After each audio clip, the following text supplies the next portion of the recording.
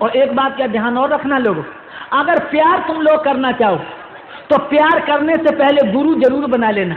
बिना गुरु के प्यार नहीं होता। अब आप लोग सोच रहे होंगे गुरु बनाने कहाँ जाएं, प्यार के लिए गुरु बनाने कहाँ जाएं? गुरु तुम्हारे घर में ही है। कौन? दूध और पानी। जब पानी को दूध में मिला दिया जाता है तो पानी का रंग कैसा हो जाता है? सफेद। पानी कहने लगा, बारे भैया प्रेमी हो तो तेरे जैसे हो, तूने मोए अपन में मिला के अपन जैसो बना लो। हलवाई जब खरीदने आया तो पानी दूध के भाव में बिक गया। पानी कहने लगा, बारे भैया प्रेमी हो तो तेरे जैसे हो, तूने मोए अपने में मिलाओ, अपने जैसो बनाओ, अपने भाव में बिकाइए लो। हलवाई ने दूध लाओ तो भट्टी पे चढ़ाई दो। पानी कहने लगा, भैया तूने मुझे अपने में मिलाया, अपने जैसा बनाया, अपने भाव में बिकाया, अब हम तुझे नहीं जलने देंगे, हम प्यार का बदला देंगे, पहले हम जलेंगे। और पानी का जलना शुरू हो गया। जो पानी जल के नष्ट हुआ, एकदम से दूध ने उफान भरी। भैया मैं तेरे बिना जिंदा नहीं रहूंगा। हलवाई ने दिल की हालत समझी और दो दो चुल्लू पानी मारो तो दूध बैठ गओ, क्यों बिछड़ो बहुत दोस्त मिल गओ। याद रहे लोगों, प्यार यदि करना है तो दूध और पानी से सीखो। आज रुक्मिणी ने क्या खत लिखा है अपने हृदय सम्राट भगवान कन्हैया के लिए।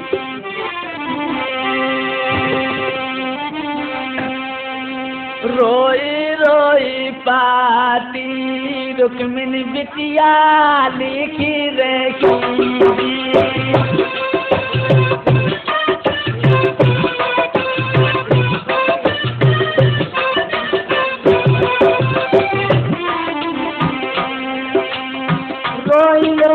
चिट्ठिया रुक्मिणी बिटिया लिखी रही।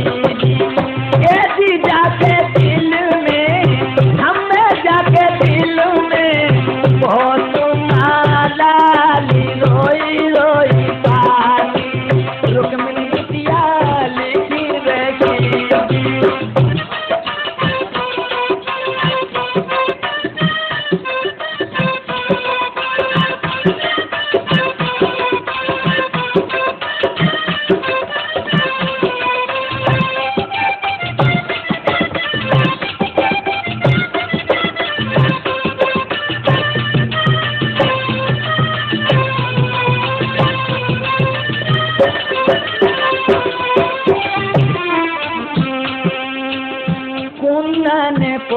पे धरवा जैसे गिरी रहेगी।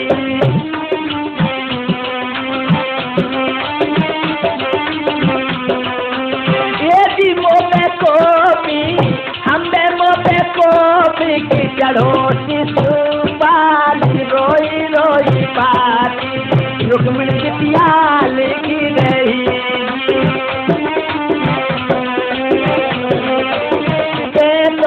गले में बैया घन श्याम की, एदी के तो वीर लगन की बजी है ताले बाती रोई रोई बाती रुक्मिणी बिटिया लिखी रही।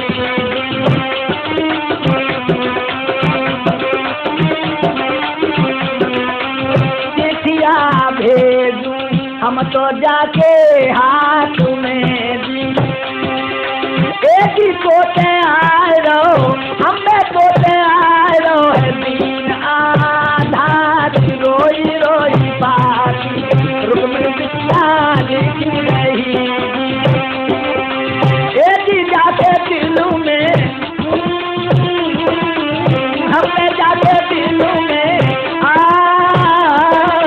हमें जाके दिलों में अधिक माला रोई रोई बाती रुक्मिणी बिटिया लिखी। भगवान श्याम सुंदर शिशुपाल आ गया है और हमें जल्दी ही ले जाना। इस तरह चिट्ठी लिख करके बंद करके बूढ़े ब्राह्मण को दे दी है रुक्मिणी ने। वहीं आ जाइए लोगों। आज तो बूढ़ा सा ब्राह्मण रुक्मिणी का संदेशा लेके द्वारिका के लिए प्रस्थान करता है। चल दिए ले खबर को चल दिए ले खबर को द्वारका जाने लगे चल दिए ले खबर को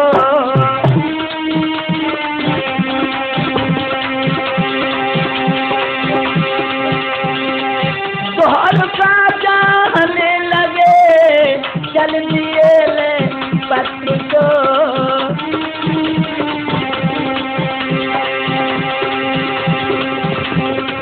चलते चलते थक गए बूढ़ा है ना बूढ़ा चलते चलते थक गए तब विप्र घबराने लगे चल दिए ले पत्र को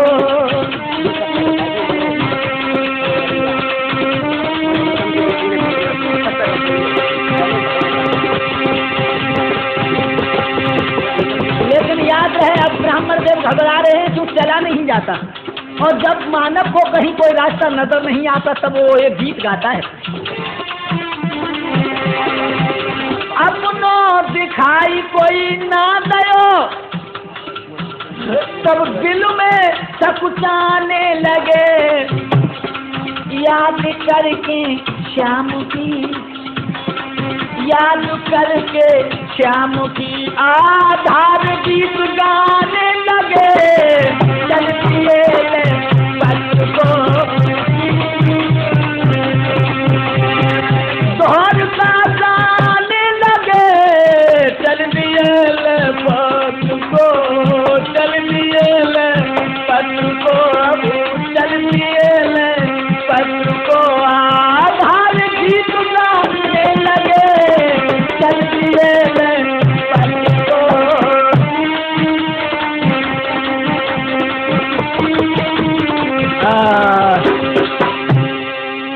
अब ब्राह्मण तो चलो ना जाते और चलो ना जाते तो ब्राह्मण जी एक गीत गाने लगे। बुढ़ापो सबसे बुरो है लोगों इनकम टैक्स से भी ज्यादा बुढ़ापे में दुख है। याद रहे कौन सा गीत गायो जितने लोग बैठे हैं उस गीत को सभी बहुत जोर से गाएंगे। कौन सा गीत गा रहे हैं ब्राह्मण देव जब थक गए सब लोग कोई चुप नहीं बैठेंगे भगवान को गीत सब गाएंगे प्रेम से क्योंकि सभी बुढ़ापे के उम्मीदवार हैं बुढ़ापा सबको ही आएगा। जब हम गाएं उसके बाद आप लोग दोहराएं उसको। मोए भीषम की बिटिया निभेजो है सोनो पंडित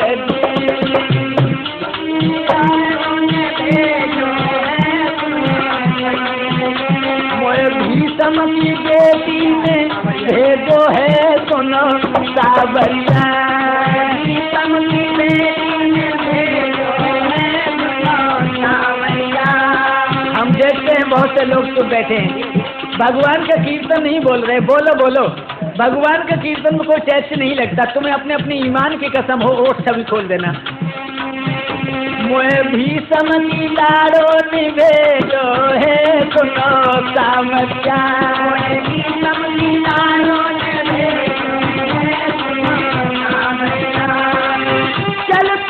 चलत मेरी पैया पिरानी, चलत चलत मेरी पैया पिरानी, चलत चलत मेरी पैया पिरानी, चलत चलत मेरी पैया पिरानी।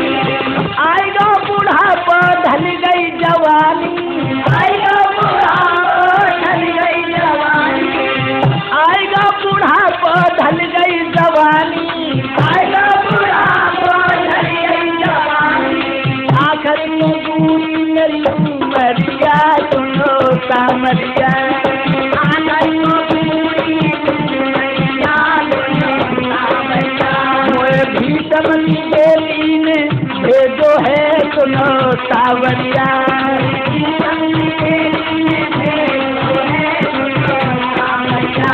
मोए भीषम की लाड़ों ने भेजो है सुनो सावरिया, भीषम की लाड़ों ने भेजो है सुनो सावरिया। सुंदर देखिए सरवर की छाया, सुंदर की देखिए सरवर की छाया। विप्र ने आसन बगे नीचे जमाया, विप्र ने आसन नीचे जमाया। तो सोया हाय हाय सोया और की कामरिया सुनो कामरिया, सोया और की कामरिया सुनो कामरिया। मोए भीषम की देवी ने भेजो है सुनो सामरिया,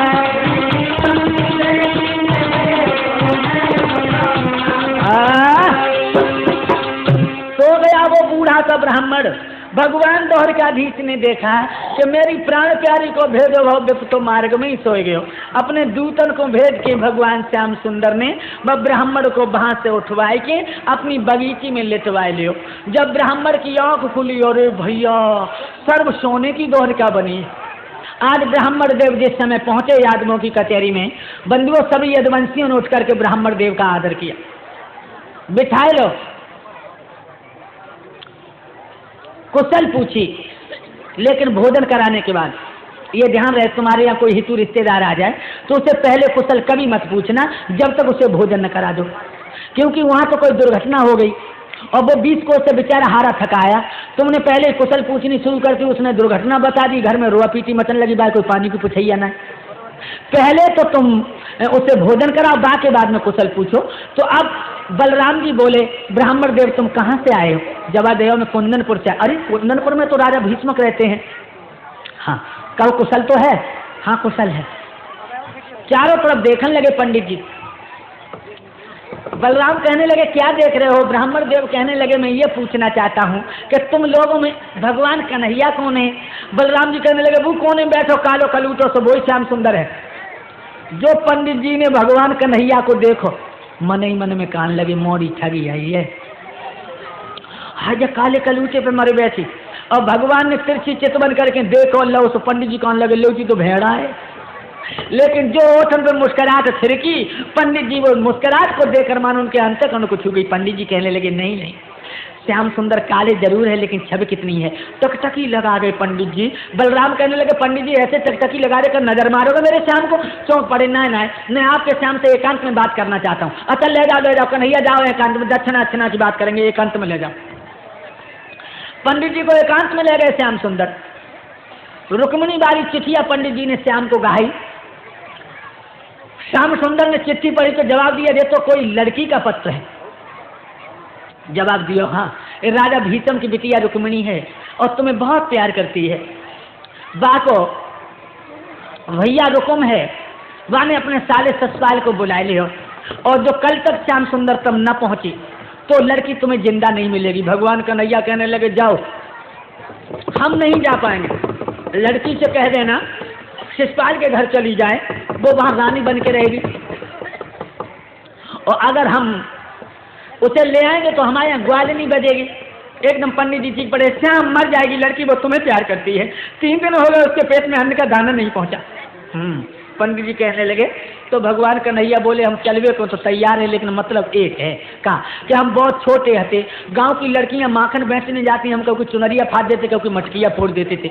हम इतने बदनाम हो गए कि अब यादव लोग हमें घर से बाहर नहीं निकलने देते हैं। अगर तुम हमें लेके चलना चाहते हो तो यहाँ से जा कचहरी में बैठ जाइए, कहियो अब तो हम चले हैं। सब यादव लोग तुम्हें विदा करने फाटक तक चलेंगे, और जो लोग फाटक लोग पहुंचो तो लोग खांस के 2-4 बार खोपड़ी को पकड़ के बैठियो। तो हम बलराम भैया से कहें भैया पंडित बूढ़ है, जब चलो ना जाते हो, तो बलराम कहेंगे जब रथ में बैठा रहे घरे करे आओ, हम तुम्हें रथ में बैठा रहे घरे करें, उमें तो ब्याह और गोनो। अकल बता दी कन्हैया ने। पंडित जी आए, कचहरी में बैठ गए, और पंडित जी कहने लगे, पंडित जी बोले बात सुनो, यदुवंशी श्रेष्ठ कहाते हैं, यदुवंशी श्रेष्ठ कहाते हैं। आज तलक यादव कुल में कछु दोष नजर न आते हैं।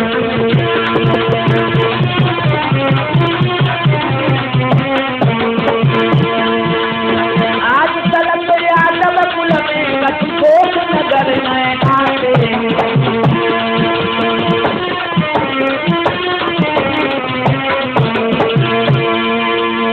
और क्या कहा, अब आज्ञा दो हमको जल्दी, हम तो अब घर को जाते हैं, हम तो अब घर को जाते हैं। तब यदुवंशी उठ करके ब्राह्मण को शीश झुकाते हैं।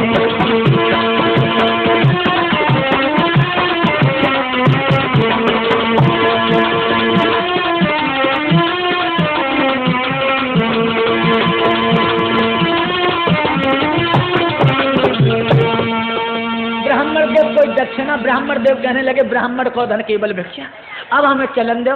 सब यादव लोग पीछे है गए। मेरे बंधुओं पंडित जी 10 कदम चले और कैसे करने लगे,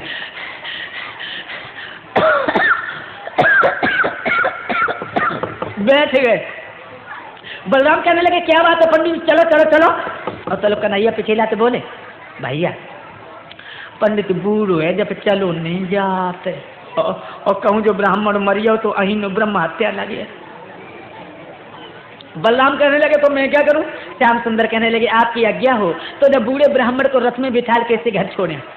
बलराम कहने लगे कन्हैया 2 सफेद घोड़ों वाला रथ ले जाओ तो हवा से तेज उड़ने वाले हैं, और इतना ध्यान रहे पंडित को घर छोड़ के सीधे घर आना, रास्ते में कोई लड़की तुम्हें माखन का लोभ देती रहे, अब तुम खड़े मत होना, तुम सियाने हो गए हो। अब कन्हैया बोले तुम हमें पठे तो दो, हम तो कहूँ नकटी के बात ना करें, जाओ 2 सफेद घोड़ों वाला रथ भगवान श्याम सुंदर ने सजाओ और पंडित जी को बैठा लो, और जो लोग रथ दोहरिका में चलते रहो चलो धीरे धीरे धीरे धीरे धीरे धीरे। हाँ जो दोहरिका आते रथ उन्हें करो कहा भाव सोनग में पहुंचे आई।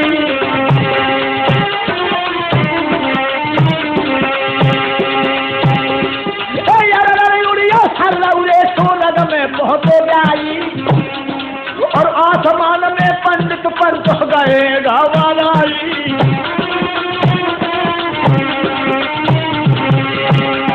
महाराज जब पंडित दिल में गए दहलाए और ऊपर से दो गिरे तो हाथी पसली मिली है नाय। पंडित मन ही मन में कहे अहीर झांझल कर गए, पंडित मन ही मन में कहे अहीर झांझल कर गए, पंडित मन ही मन में कहे अहीर झांझल कर गए।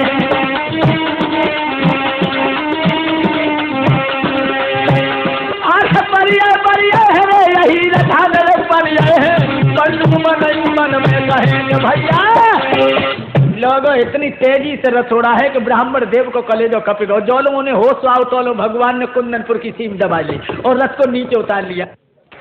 पंडित जी कितनी दूर है वो कुंदनपुर। अब पंडित जी बोले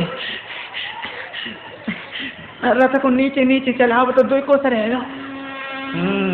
भगवान कहने लगे डर गए हो, चिंता मत करो 2 कोस रह गया। हाँ एक बात बताओ शिशुपाल की सेना आ चुकी थी। पंडित जी कहने लगे हाँ। कितनी सेना थी? 11 अक्षोणी। भगवान कहने लगे हुई हो ब्याह। अरे मैं अकेला आया हूँ 11 अक्षोणी सेना का मुकाबला कैसे करूंगा? लड़की से जाकर के कह देना कि वो शिशुपाल की दुल्हन बन के तैयारी में चली जाए। एकदम से पंडित जी चीख पड़े श्याम मर जाएगी लड़की, वो तुम्हें प्यार करती है। भगवान कहने लगा अगर लड़की पर तुम्हें ज्यादा तरस आ रहा है तो गांव के बाहर हमें दे दे तो हम ले जाए। वो बितरिया गांव के बाहर दे दो हमें। पंडित जी कहने लगे हाँ, पूरब पश्चिम और दक्षिण 3 दशाएं घिरी हैं। उत्तर वाली दिशा खाली आलोबा भवानी का मंदिर है, वहां रुक्मिणी पूजा करेगा। तुम तो ले चलो पूजा की तरफ, और हम रुक्मिणी को पूजा के बहाने भाई मंदिर में भेज देते हैं। सो हमें रथ में धरियो ले जाइए। भगवान ने रथ कर दो मंदिर की तरफ और पंडित जी हुई है घर की तरफ। इधर क्या हुआ लोगों, रुक्मिणी आंगन में बैठी सिसक रही है। बूढ़ा ब्राह्मण ना पहुंचे होएगो, कल मेरी भामरे पड़ जाएंगे, परसों मैं चंदेरी में चली जाऊंगी, मैं जिंदा नहीं जाऊंगी। और कैसे रोने लगी, अरे दिल में नाने धीरे धारूंगी, मर जाऊंगी मैं।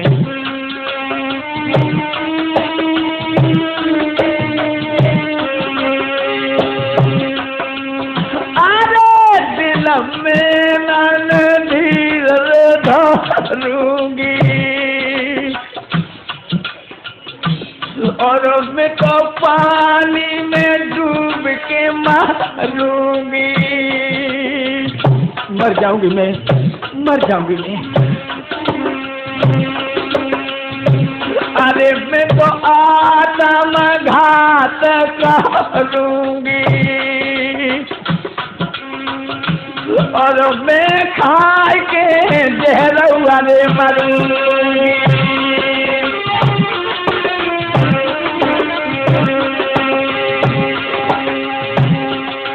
और हिला की भरी आई तीरा रुक मेड की मारे दो सोने ले वारद हमारे घर, और मुरू मारे दो तोरे बहरिया के दुनिया खाद हो जाए।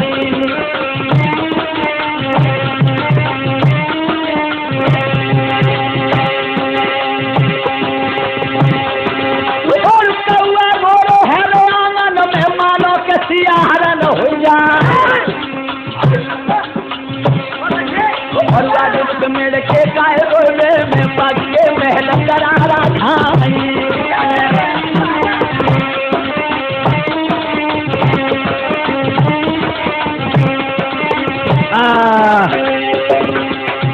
मेरे नौजवान साथियों, इधर तो रुक्मिणी सिसक रही है और तौलों का भाव। अरे पंडित जी आ गए, कहो कहो मेरे श्याम सुंदर आ गए हैं, कितने यादव हमें लेने को आए हैं, कितनी फौज है। पंडित जी कहने लगे चुप रहे, हम तो जानते जन के तो मलूक हो, कालू कालू तो धरो। रुक्मिणी कहने लगी नहीं पंडित जी, मेरे श्याम काले नहीं है, मेरे श्याम तीनों लोगों से निराले हैं। कितने लोग आए मुझे लेने को। पंडित जी कहने लगे एक रथ, बा में 2 घोड़ा, और खुद यहाँ के रहो पूरे शरीर की 250 ग्राम सौदा है। एकदम जवाब दिया। तो और कोई नहीं आया? नहीं आया। पंडित जी बोले अगर तू उसकी जान की खैर चाहती है तो पूजा के बहाने मंदिर में चली जा, कानो कान किसी को भनक न हो, और रथ में बैठ के चली जा, क्योंकि चारों तरफ 11 अक्षौणी सेना लगी है। और एक अक्षौणी कितने का होता है लोगों? एक अक्षौणी 2,18,700 का होता है। और सेना कितनी थी? 11 अक्षौणी। रुक्मिणी कहने लगी पंडित जी जा, अब हम चल लीजिए, कैसे उन्हें कल कि तुम जा। पंडित जी कहने लगे हाँ मतलब न करियो, अब जाओ, न रोटी की न पानी की, जाओ। ये लड़की चुटकियों चिड़ी उड़ा रही है, अरे हमें भूख लगी है।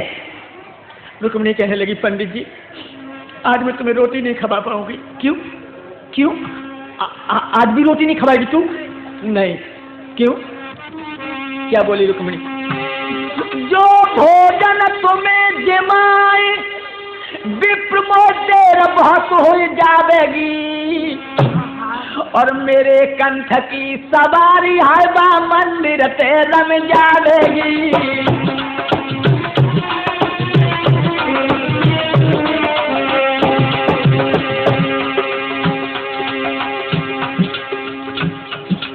और हम तो जावे चली के पंडित सासुलिया घर आइयो रे,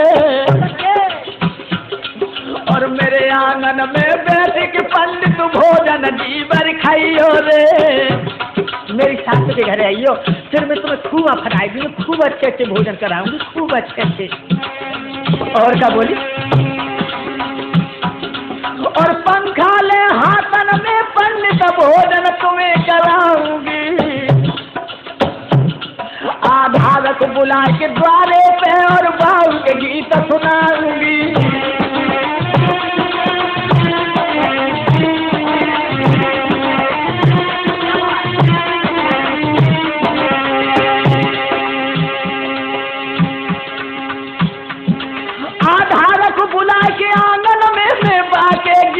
सुनाऊंगी। और जो कछु है उपकार का पंडित बदलो सब चुकाऊंगी।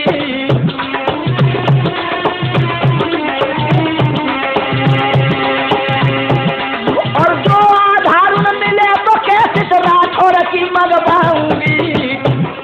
और समय धर के सेप तुम्हें जीतन को स्वाद चखाऊंगी।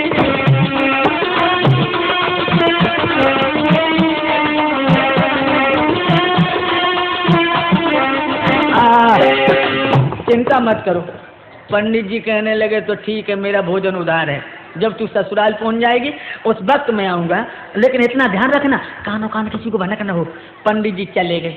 जब रुक्मिणी चुप चली है श्याम सुंदर से मिलने के लिए तो आत्मा से एक झनकार उठी, ओरी पगली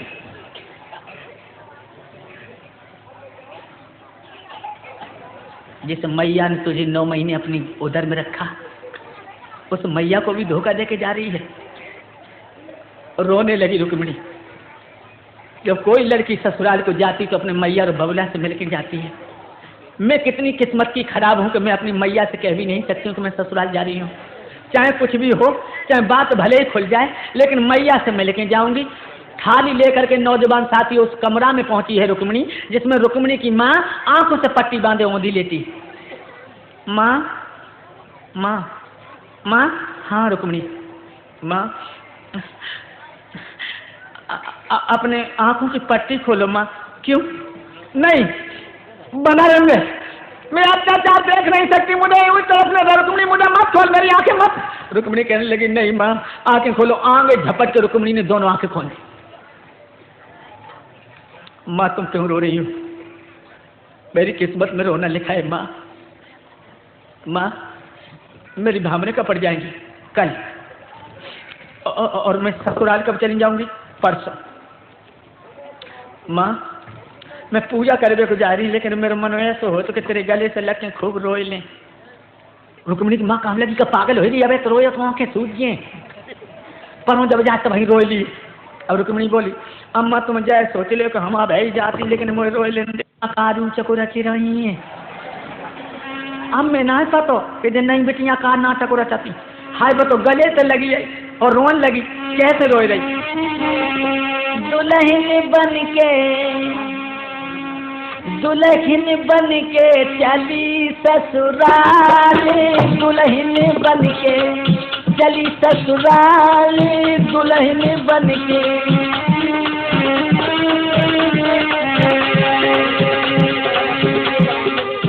दुल्हन बन के चली ससुराल, दुल्हन बन के चली ससुराल, दुल्हन बन के। और क्या बोली? दुख सुख की का मैया तो कह दे, मोए पुत्र धारी के गोद में ले, कर ले आखिरी प्यारी, दुल्हन बन के चली ससुराल, दुल्हन बन के चली ससुराल, दुल्हन बन के। लड़की लड़की लड़की ए लड़की, और मेरे गले को नहीं माँ मुझे रो लेने दो। और क्या बोली रुक्मिणी? अम्मा के गले से लटकी आई, लटकी।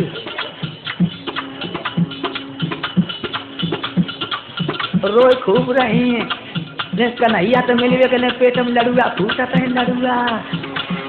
अब मैं देखे को रोए रही।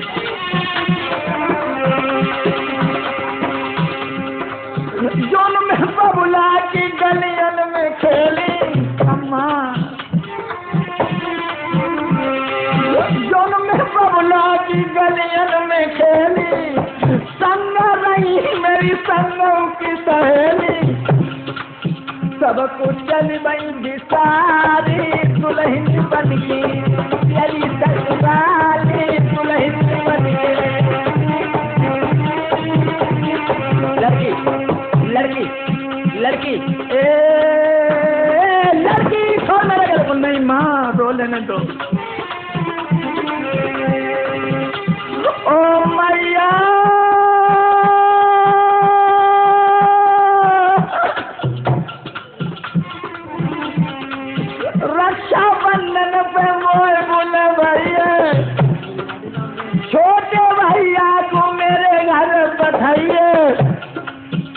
बजे आइए आधारी दुल्हन बनके चली ससुराली दुल्हन बनके चली ससुराली दुल्हन बनके।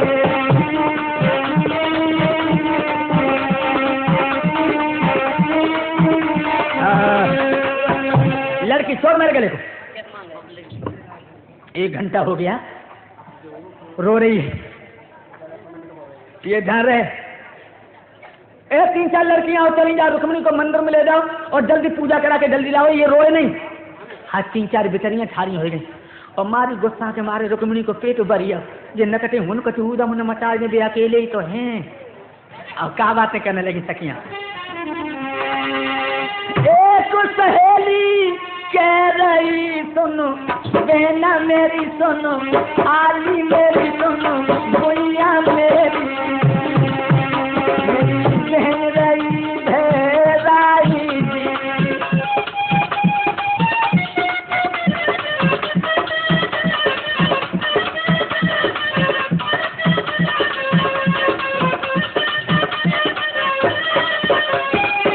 दूजी सहेली कह रही सुनो आली मेरी सुनो भैया मेरी सुनो बहना मेरी घरुआ नान सुखाई।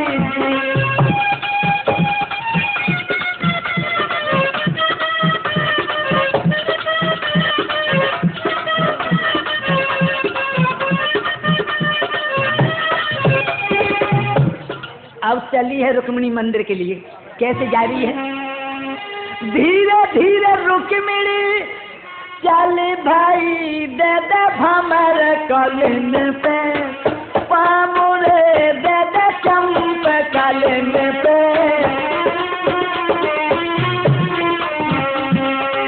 धीरे धीरे धीरे धीरे धीरे धीरे रुक्मिणी जाती जाता चलाती मंडुरिया भाई मेरे प्यार जाता चलाती मंडुरिया।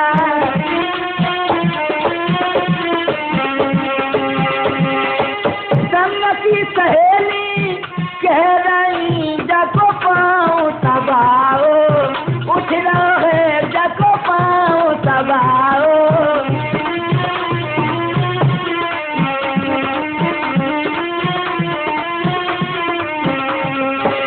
रुक्मिणी भाजत जाती है ये कुकौआ उड़ियो मूड़त ये कुकारा उड़ियो।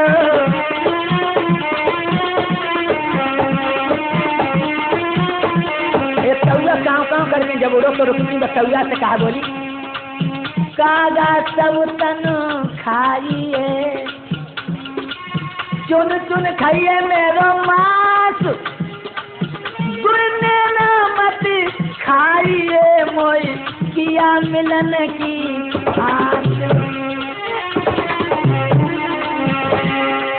रुक्मिणी भागत जाती है जय श्याम मिलन की आते है जय श्याम मिलन की।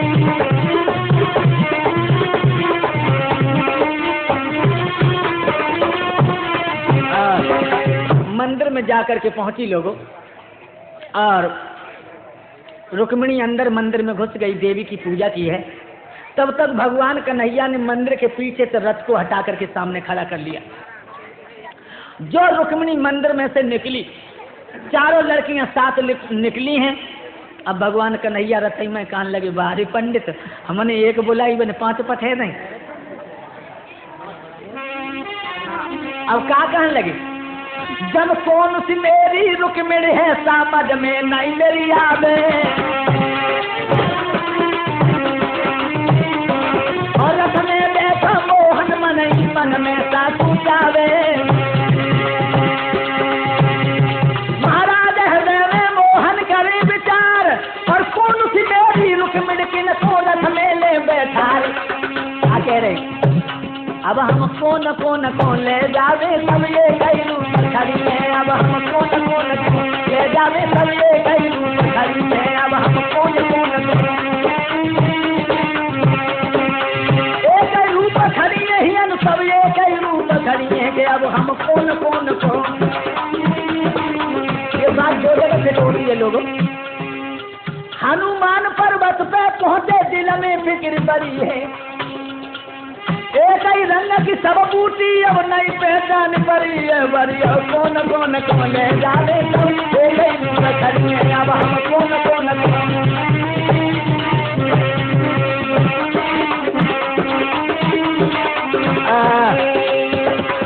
इधर रुक्मिणी ने सोची कि कहूँ ऐसो न हो श्याम सुंदर, मेरे धोखे मेरी सहेली को धरे ले चले जा।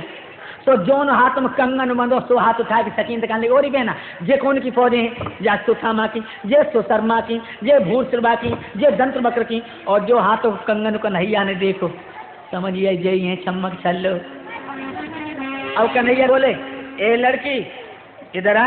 एक लड़की कहने लगी कौन हो, तुमको शर्म नहीं लगती, यहाँ मेरे साथ में भीषम की लड़की है, कहाँ रहता तुम? और रुक्मिणी बोली तू तो परे न कटे बात हम तो हो रही, तू बीच में दादी बनते ना खाते नहीं। हाय बा बेटर ये सिमट के ठाड़ी हुई बात ना पता कि ना तक सब बनो बनाओ। लड़कियां चुप हो गई। अब भगवान के सामने थोड़ी बढ़त गई। रुक्मिणी बोली तुम कहाँ रहते हो? भगवान कहने लगे हर जगह। अब पिछले बेटरियां कान लगी, और बहना बना फिर रही है। जिस ने पूछी कहाँ रात बुका, तो हर जगह। लेकिन वो नहीं जानती कि श्याम सुंदर के लिए कोई जगह खाली नहीं, वो ससुराल में व्यापक है। जब अवतारी है रुक्मिणी बोली तुम्हारी कमर में क्या है? बंसी। बंसी तुम बजा लेते हो? कन्हैया कहने लगे बहुत अच्छी। रुक्मिणी कहने लगी करने के मुझे सुनाए दो। कन्हैया कहने लगे आज नहीं। क्यों? जानते हैं श्याम सुंदर जो हमने बजाई बसुरिया, चारों ओर दुश्मन बैठे सब तोड़दारी पसुरियां। कान लगे आज नहीं। रुक्मिणी कहने लगी तुमने मुझे दिखाई दो। भगवान श्याम सुंदर बोले मैं बंसी तुमको दिखाऊंगा भी नहीं, क्योंकि मेरी बंसी इतनी विलक्षण है कि जब बंसी को जो सुनता है देखता है वो उससे मुग्ध हो जाता है। अब रुक्मिणी बोली सो कितनी कीमती बसुरिया, छाती के दुकान धरे हैं। तो भगवान बोले सुनो कीमती पूछ रही हो तो। कुमेर घड़ा में एक पेड़ जमो में बंसी के नाम कटाई धरी है। शेषन काटी महेशन पेड़ी, ब्रह्मा ने सनकाद करी है।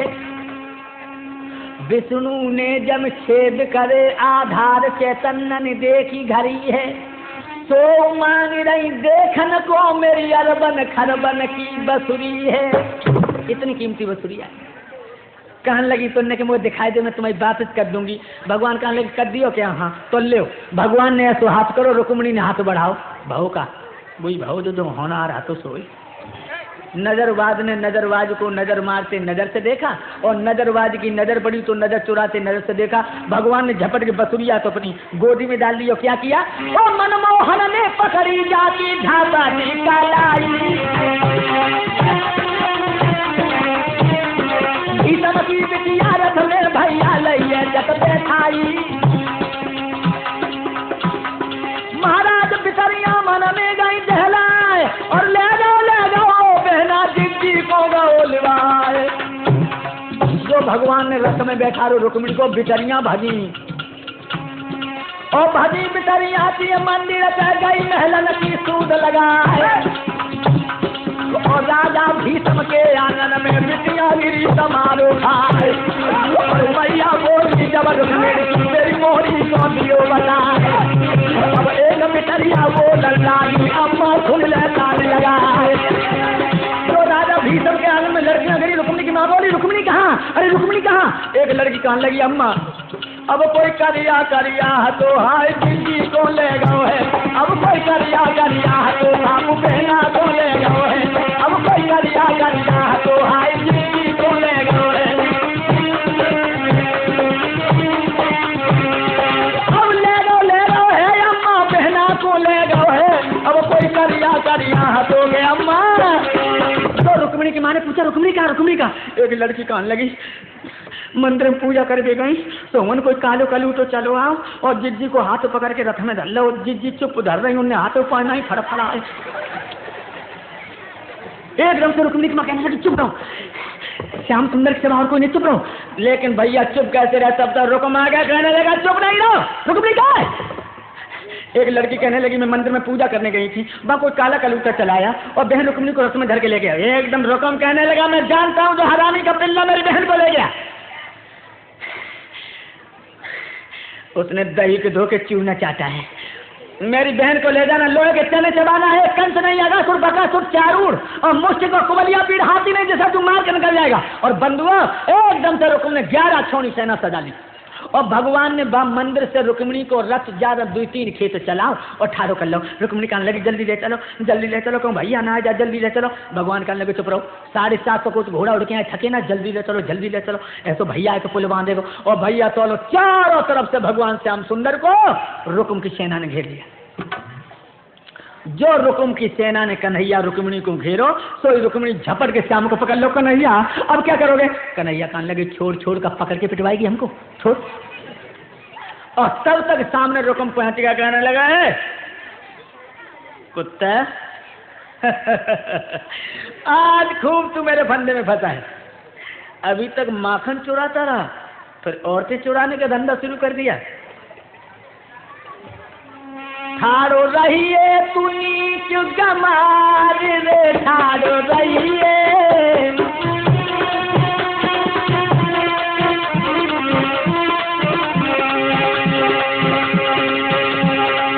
ठाड़ो रहिए तू नीच गमार रे, ठाड़ो रहिए,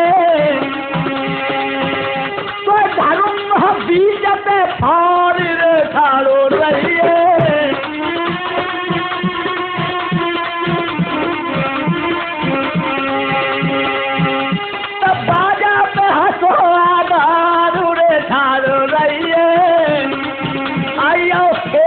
सामने प्यार रे ठाड़ो रहिए।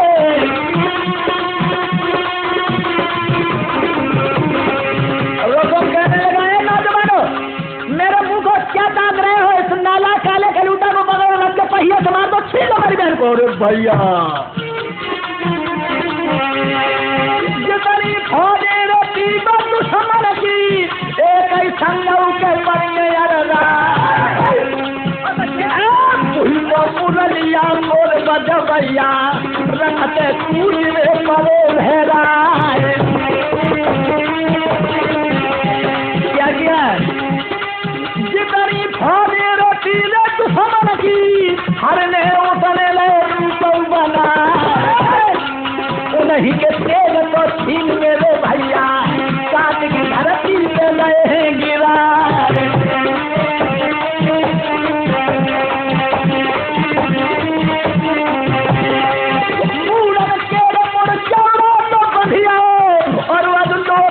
लग जाए पहाड़,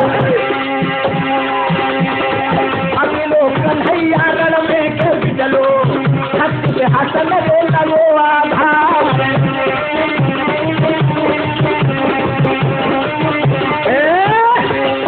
मेरे नौजवानों, अकेले श्याम सुंदर ने 11 छोड़ी सेना को तहिस नहिस कर दिया।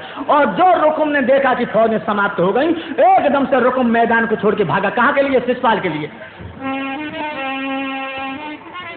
और रुक्म भागी और रण खेतन पे मरद सुन ले अर्ज हमारी, और लगी कचेरी शिशुपाल की सामने रुक्म पहुंच जाए। क्या बोला रुक्म? और रुक्म कहा तू ऐसे शिशुपाल जीजा सुन लो कान लगा, तुम तो थोड़े सुकन दिया में गुंडा बहने का बोलवाए। और तब शिशुपाल हुकुम से बोलो जीजा जी को हमें बताए, और किए खुले गौरे हत्यारो हम बारियत छोड़े ना। और तब रुकुम तो बोलन लागो जीजा देर करो अब ना। और तब शिशुपाल जाओ जीजा फिक्र करो तुम ना। अब तो जीजा जीजा पर ये गोलन भापर जी है, अब तो जीजा जीजा पर ये गोलन भापर जी है। एकदम से रुक्म कहने लगा, रे होने वाले जीजा तुम तो यहाँ बैठे हो, और जिज्जी को तो कृष्ण लिए जा रहा है। शिशुपाल कहने लगा जीजा गो कितनी दूरी है तो बता। वो बात है जीजा कह रहे हो, वो बात है। इधर तो शिशुपाल ने अपनी 11 छोड़ी सेना सजा ली, और ये द्वारिका में बलराम पूछने लगे कन्हैया ब्राह्मण को करवेगा अभी नहीं आओ। एक लड़का कहने लगा हमने अकेले में जाके जो उनकी बातें हो रही वो सुन लेंगे। कल लड़की की चिट्ठी आई थी। बलराम के दिमाग में हथौड़ा लगा। राजा भीष्म की लड़की रुक्मिणी को लेने गया है श्याम। एकदम से बलराम ने हल मूसल उठाया और घोड़ा पर सवार होकर भाग दी। बलराम का हथियार था हल और मूसल। हल में खोपड़ी फंसा लेते तो मूसल की ठोक लगा देते थे। जा करके जहां लाश लगी वहां पहुंचे। कन्हैया ने जोत बलराम को देखो एकदम कहने लगे ओरी गजब हुई। और रुक्मिणी कहने क्या बात है भैया आ गए। भगवान रथ के पीछे खड़े हो गए। बलराम ने आते आते कहा श्याम तूने हीरो की नाक कटा दी। अरे किसकी लड़की को भगा लाया तू। अब कन्हैया रथ के पिछेरा से निकल के बोले भैया मेरे दोस्त सुनाई तो जाए चिट्ठी भेजी थी। बलराम कहने लगे क्यों लड़की तूने अपने माँ बाप के नाम पर पानी फिरा कर मेरे श्याम को भी बदनाम कर दिया। एकदम से अपने जेठ को देख करके रुक्मिणी ने घूंघट मार लियो और आंखों में आंसू भर के बोली दादा मेरा भैया मेरी शादी अपने साले शिषपाल के साथ में करना चाहता था। मैंने अपने सतीत्व की रक्षा के लिए आपके श्याम सुंदर के चरणों की दासी बन गई हूँ। बलराम कहने लगे क्या कहा तेरा भैया तेरी शादी अपने साले के साथ में। हाँ। बलराम कहने लगे तो चिंता मत कर बहू हम तेरे भैया के दांत इकट्ठे कर देंगे। और तब तक शिषपाल ने चारों तरफ से आकर के घेर लिया कृष्ण और बलराम। शिषपाल कहने लगा जो लंबी थोन वाला कौन आ गया। ए नौजवानो जो लंबी थोन वाले की थोन में भाला भोंक दो और जो काले कलूटा को हाथी से मरवा के लड़की को छीन लो। अब भगवान कन्हैया की तरफ देखे बलराम कहने लगे कन्हैया तुम बहू को छोड़ के लड़ने मत जाना इतने धान मेरे मूसल के लिए ज्यादा नहीं है। टूट पड़े जवान करके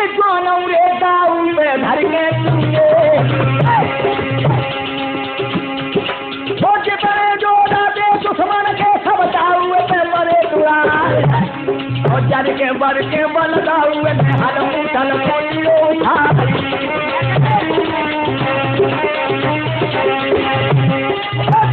दूर पड़े दंगल में दैया मारा मार मचा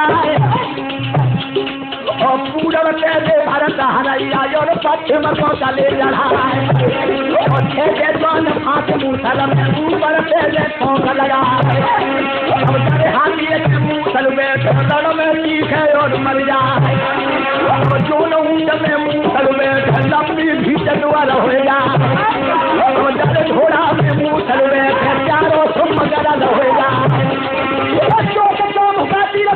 की मरद सुन लो मान लगा और जितनी फोन देती है तो समान सब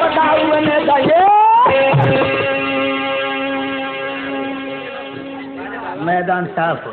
शिषपाल ने देखा हमारी फौज समाप्त। एकदम बलराम के सामने जाकर कहने लगा सिपाहियों को मारने से नहीं था तो मेरे सामने आ जा।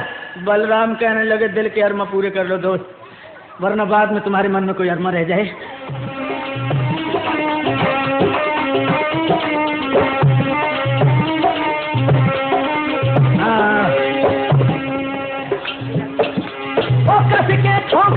मूसल की हड्डी को थोड़ा मांगा हो बना और पैरों खड़ी है सच पालों के जन के भाग्यों घेरा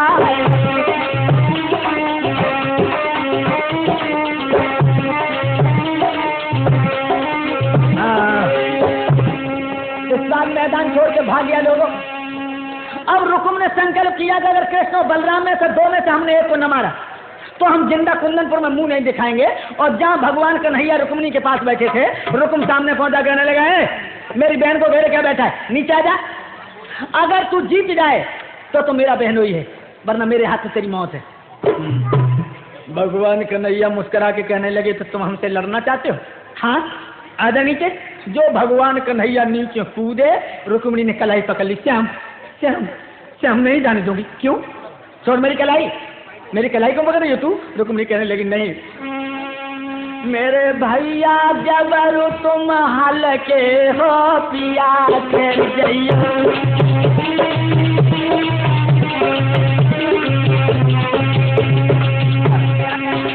मेरे भैया जबरू तुम हल के हो पिया खेल जइयो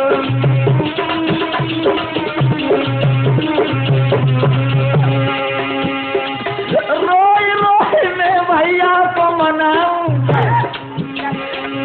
ओ सामरिया तेरे हाँ खाऊं तुम बेटी तो बोली सकल के मेरा भैया चलो तुम हल्के हो पिया भैया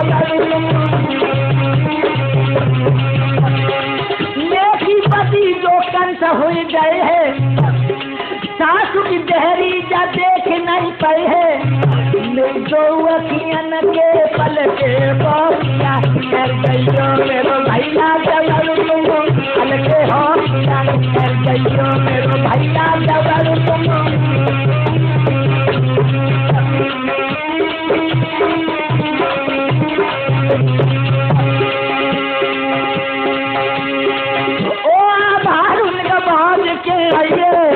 बात का है कम से कम बात तो बताओ। ओ आधार उनका भाग के आइए बोलो बोलो बोलो मेरे श्याम को कोई समझाइए तुम बेचू से अकल के मेरो भैया जबर हल्के हो गया मेरो भैया जबर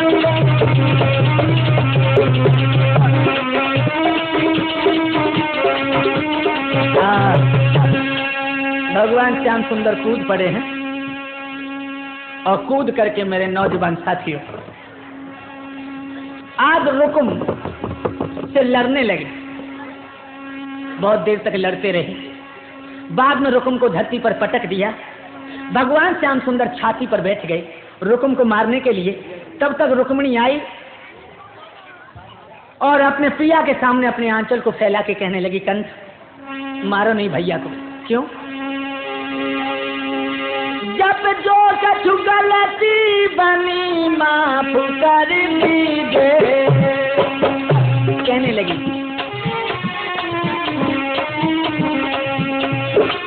मेरे भैया की भीख कंस मोल दीजिए।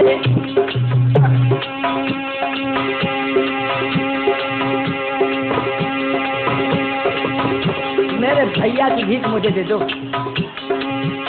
महाराज के जब मैं पियर में आऊंगी मेरी सखियां बोले बोले होने में कहा बताऊंगी कंस जब पियर में आऊंगी।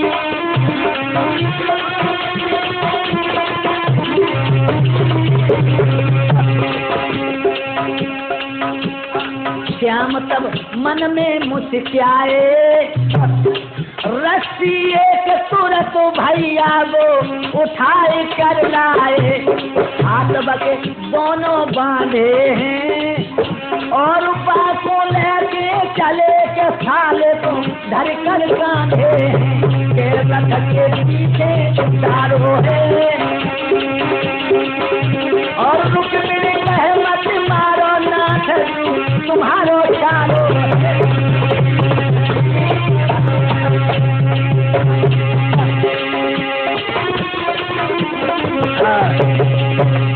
भैया इस तरह से रथ के पीछे बांध दिया। हुआ क्या? और तब तक हाय बलराम पास भारत के आए गए हैं पास भारत के आए हैं और रुक्म को बंधो तो देख वचन है ये फरमाए कन्हैया कहाँ करवाओगे और रिश्ते में ये करो बिहार कहाँ को जाओगे। बात सब उनकी आए मानी और रुक्म को छोड़ो है हरने पर एक बात कानी और पूछे करके सांप छोड़ जाओ साले को भाई हर तरफ बोलो मेरे भाई और कर्म देखना मिले करो तो लाखों चतुराई हर तरफ बोलो मेरे भाई।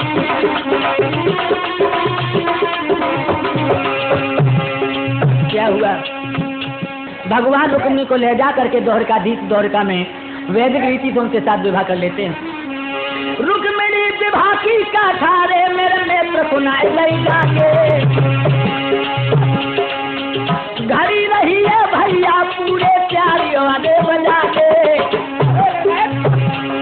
नर करो या राम रे शादी तो अब घर जाके